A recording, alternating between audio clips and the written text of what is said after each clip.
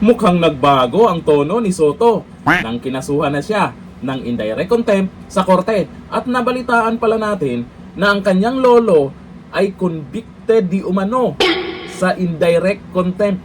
Susunod na ba siya? O eto, nagsalita na po siya tungkol dyan.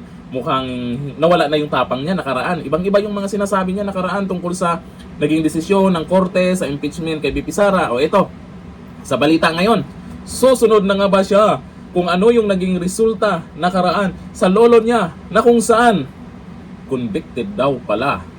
Sabi dito, ako lang ba? Aba, gusto man damay ng iba. Tito Soto nagtataka kung bakit siya lang ang kinasuhan. O sino?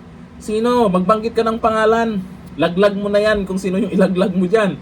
Mariing question ni Senate President Vicente Tito Soto III kung bakit siya lamang ang naharap sa indirect contempt petition kaugnay ng kanyang mga pahayag sa desisyon ng Korte Suprema sa impeachment complaint laban kay VP Sara Duterte.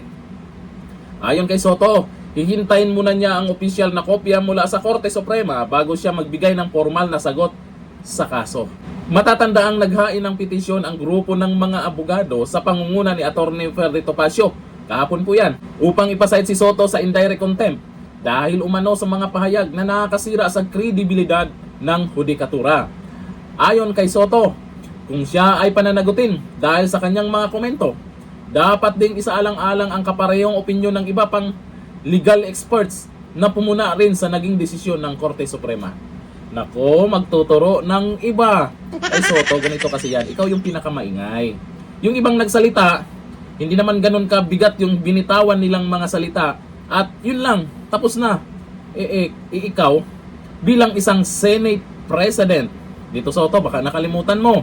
Bilang isang Senate President, kung ano-ano yung pinagyayaw-yaw mo, nag-viral yung mga pinagsasabi mo, at may mga yung mga abogado, may mga nasilip na posibleng yun ang naging dahilan. Kaya ikaw lang ang kinasuhan. Sa ngayon, iniintay pa ang nagiging opisyal na aksyon ng Korte Suprema at ang susunod na hakbang ng kampo ng Senate President. Nandadamay pa ng iba. Gusto may ibang makasuhan na. Ilang yan Soto. Solong-solo. At yung nabalitaan po natin, kahapon may video po si Atty. Respicio. Nag-live po kahapon, nabanggit po niya na ang lolo daw pala nito ni Soto ay na-convict din dahil sa indirect contempt. Nako! Mukhang susunod na to. Ayon kay Respicio, may kaparehong kaso umano noong 1949 at doon, indirect contempt. Same case at convicted siya. Ang ginawa ng lolo niya doon ay pareho din sa ginawa niya dito. Naku po, Soto. Kaya pala kinakabahan na to. Kaya pala nag-iba na yung mga pahayag niya. Huminto na siya doon sa mga pinagyayaw-yaw niya. Ngayon, nagtuturo ng iba bakit daw siya. O sino ba dapat?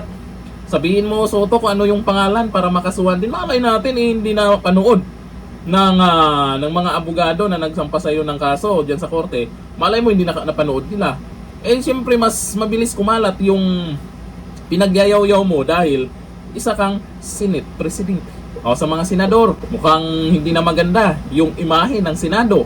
Kung ganon, hahayaan nyo na lang ba na si Soto pa rin ang SP nyo?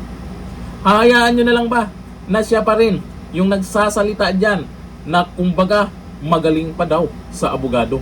Ang galing daw ni Soto. Ang resulta, kaso. Dito na, thank you. Bye-bye.